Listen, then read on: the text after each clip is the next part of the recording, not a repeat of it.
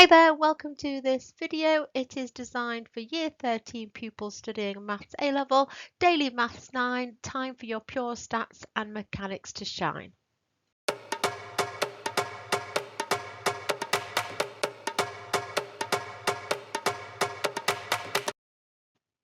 Here we go with the 7th Daily Maths 9, and we've got a connected rate of change question for question 1 in our pure section. We've got t time, we've got radius r, the volume of a sphere and the surface area is given by these formulae here. Now we're told that dr by dt is 3 over 4 pi r squared. We're asked to find the rate at which the surface area of the sphere is increasing when the radius is 4. Now whenever you're asked to find rate, you're looking at something dt, and what rate are we trying to find? The surface area, so that's going to be ds. So we want ds by dt, so we need to make a chain. We need to start with what we want and use a connecting variable because we end with what we want. There's dt, and then here, this diagonal here needs to be something that would stand to be cancelled but needs to be our connecting variable, and in this case it's going to be dr because we're given dr by dt this.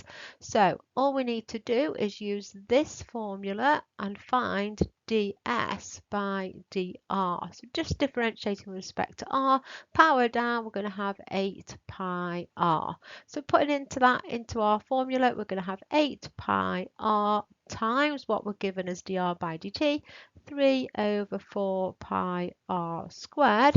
The pi's will cancel, one of the r's will cancel, the 8 and the 4 can cancel, so we're going to get 2 times 3, 6 over r. And then all we need to do is put in r is equal to 4, so this is 6 over 4, which is equal to 3 over 2. So the rate at which the surface area is increasing when the radius is 4 is 1.5 centimeters squared per second. Centimeters squared because it's the rate of increase of the surface area. Area is measured in centimeters squared. Here, next one, we've got f of x is this function here. Show that the x coordinate of the turning point satisfies an equation where tan x is equal to a. Now we can see we've got two things timesing together, so we're going to use the product rule. We need to differentiate and equate that to 0 because that's where the turning points are. So f dash x is going to be first, differential of second, differential of sine is cos, so that's first differential of second plus second differential of first. Now when we differentiate the first by the chain rule, that 0.25 minus is going to times by the 10, so it's minus 10 times 0.25 e to the minus 0.25. That's the differential of first and then second. Now we need to equate all that to 0 to find the turning point, and then we can take out 10 e to the minus 0.25x. So 10 e to the minus 0.25x, and that would be multiplied by cos x minus 0.25 sine x. So putting it in two things times together equal to 0, either the first thing does or the second. Now the first thing is governed by e to the x, and even though it's e to the minus x, e to the x and e to the minus x, none of them go and pass through the x-axis, so that's not going to give us a solution. The solution equal to 0 is going to come from the bracket, so if we say it's only going to happen when cos x is equal to 0.25 sine x, and then just cross multiply, and that's going to be 1 over a quarter. 0.25 is equal to sine over cos tan x, and 1 divided by a quarter is equal to 4. So tan x is going to equal 4. Our solution is that the a is equal to 4. Now we've got a log equation, and our three laws of logs have to work in a certain order, and before we can use our addition and subtraction log and writing things as a single log, we have to take that 2 up. So I'm going to rewrite this equation as log to base 2 11 minus 6x is equal to log to base 2 of x minus 1 all squared. And then we've got the plus 3, and now we can take that over to the other side, and on the other side it will be a minus, and when we have two logs that are minus we can write it as a single log, but we just need to put that underneath. So it's going to be log to base 2 of 11 minus 6x all over the x minus 1 all squared is equal to 3. Now when we have a single log, we can think of how we write logs. A log equation, the answer to the log is just the power. For example, if I have 4 cubed is equal to 64, another way to write that in terms of logs is log to base 4 of 64 is equal to 3. So 4 cubed is equal to that 64. So I've now got the same pattern here. 2 cubed is equal to all of that algebra. So I can just write that 11 minus 6x over x minus 1 all squared is equal to 2 cubed, which is 8. Cross multiply, I will have 11 minus 6x is equal to 8 into squaring that bracket out, x squared minus 2x plus 1. 11 minus 6x is equal to 8x squared minus 16x plus 8. Take everything to one side. 0 is equal to 8x squared. The 6x on the other side will be plus 6x. I'll have minus 10x.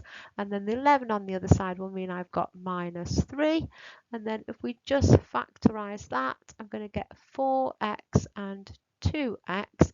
If I put a 3 over here and minus, I will get 12x, and if I put a plus 1 there, I'll get another 2x, which will give me the 10 in the middle.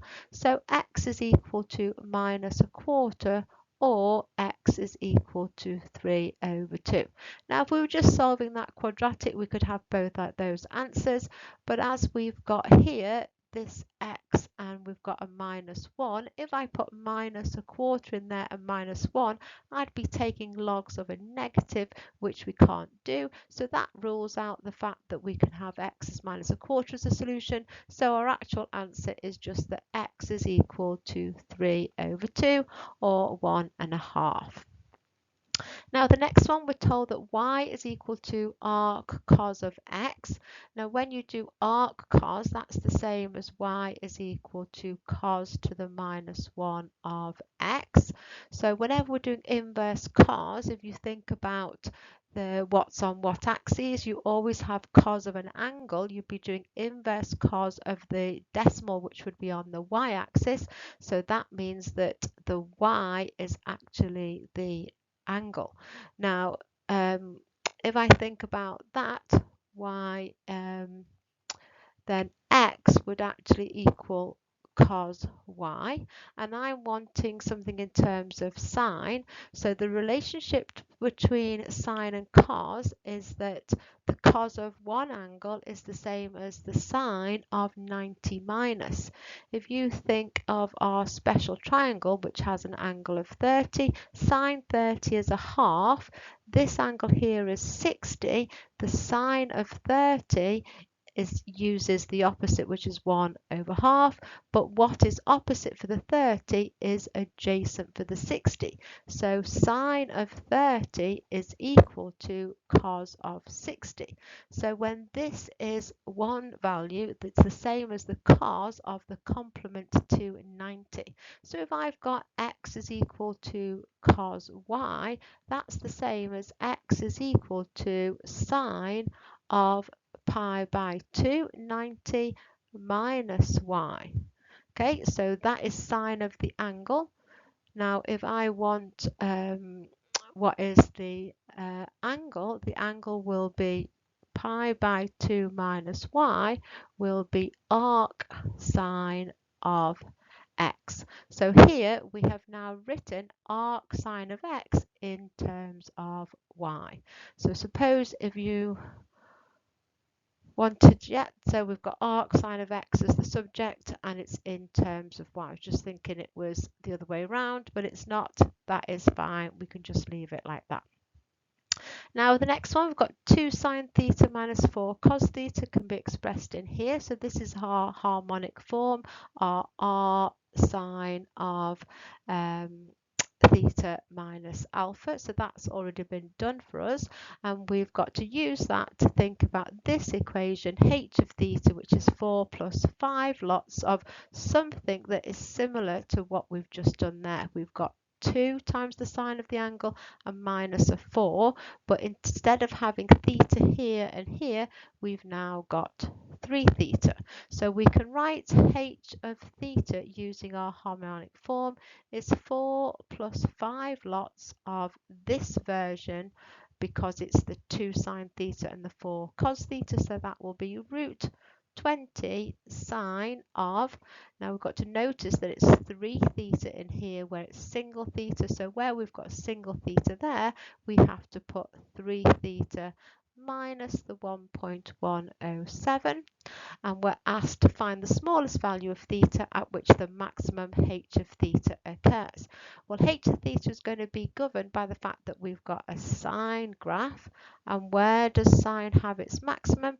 When we have an angle of pi by 2 and the maximum would be 1. So the maximum value will be 4 plus 5 root 20s when this is all got to equal 1. And what will make that equal 1 is when this angle is going to be the pi by 2. So all we need to do is make 3 theta minus 1.107 equal to pi by 2. Then we'll be taking sine of 90, which will give us the maximum of the sine graph, and then times it by all of this and add the 4 would give us the max of the h of theta. So just taking that 1.107 to the other side and then dividing by 3, we will get that theta is equal to 0.893. On to our stats section, and these questions are both involving the normal distribution and both involving using inverse normal. So we've got a machine cutting length L, where L is normally distributed with a standard deviation of 0.5. So X is normally distributed. We don't know what the mean is, but we know the standard deviation is 0.5, so it has to be the variance that goes in the bracket. Strips cannot be used if they're less than 4.9 or greater than 50.75. So if we draw our curve, 49 or 50.75 can't be used. It tells us that 2.5% of the lengths exceed 50.98. So if we drew a curve and we had 50.98, it's telling us that this area here is 2.5%, which as a decimal is 0.025. Now we don't know what mu is, so that means we've got to use the standard normal, where the mean is 0 and the standard deviation is 1. And if we find the equivalent z value that has an area of 2.5% to the right, but when we do inverse normal, we have to put in the area to the left. So the area under the graph is 1, so if we do 1 take away the 0.025, this will be 0.975. So if we do inverse normal of that, we get a z value of 1.95996. So if we use the formula that z is equal to x minus mu over the standard deviation, we'll get that 1.95996 is equal to our x, which is the equivalent place, 50.98, minus our mu all over our 0.5. If we just cross multiply and then bring that minus mu to the other side and take everything to the other side, we'll get that mu comes out to be 50. And now we're being asked to find the probability that a random chosen strip can be used. So we want the probability that x is going to be between these two values here. So all we need to do is put into our calculator, now that we know that x is normally distributed with a mean of 50 and 0.5 is our standard deviation. So if we just put 49 as our lower limit, 50.75 as our upper limit on our calculators, that comes out to be 0.9104. The next one, weights of women boxers in a tournament are normally distributed, and this time we know the mean 64, standard deviation 8. So x is normally distributed 64 and 8 squared. In the tournament, women boxers who weigh more than h are classified as heavyweights, given that 10% of the women are classified as heavyweights. So on our normal curve, we're going to have 64 as our mean, and we're told for some value h here, that above that value is 10%, so that's 0.1. So we need to do inverse normal, where this side is going to be 0.9. Now, because we've got the 64 and the 8, we can just do inverse normal of that value, and we will get that the h is going to be 74.25. On to the mechanics questions. For this first one, we've got an equation for velocity dependent on time. This is the type of question, if we differentiated, we'd find acceleration. We can see that acceleration would be dependent on t, so it would be variable acceleration. We wouldn't be able to use SUVATs. For this question, we're being asked to find the distance travelled in the first 3 seconds. The distance is going to be the area under the velocity time graph. So to find that, we need to integrate between 0 and 3 of 12 plus 4t minus t squared. So integrating 12t plus 4t squared over 2 minus t cubed over 3. Put in our limits, 12 times 3, 36. The 2 and the 4 will cancel. 3 squared is 9 and doubled is 18. 3 cubed, 27 divided by 3 will be 9. Our lower limit will just be 0. 18 minus 9 is 9. 36 plus 9, it will travel 45 meters. The second one, we've got time t equals 0. 2 balls are projected vertically upwards. Ball A is projected vertically upwards with a speed of 2 from a point 50 meters above the ground. So if we think 50 meters up, we've got A going at 2 meters per second. At the same time, ball B is projected upwards from the ground at a speed of 20 meters per second. At time t equals big T, the 2 balls are the same height above the ground. The balls are modelled moving freely under gravity. So this is going to be G. We're going to go upwards, so this will slow it down. We've got G being constant, so we can use our SUVATs because we've got constant acceleration, and we're being asked to find the value of T. So obviously B is being projected at a faster speed, so it's going to catch A up. We're trying to find the time where they're both the same distance travelled from some origin. So we're going to be applying SUVATs. So let's look at A. If we say the displacement or the distance travelled is going to be x, the speed for A is 2, A is minus 9.8 and T is big T. Then for ball B, it's going to travel a further 50. So if we go x plus 50, and its speed is going to be 20.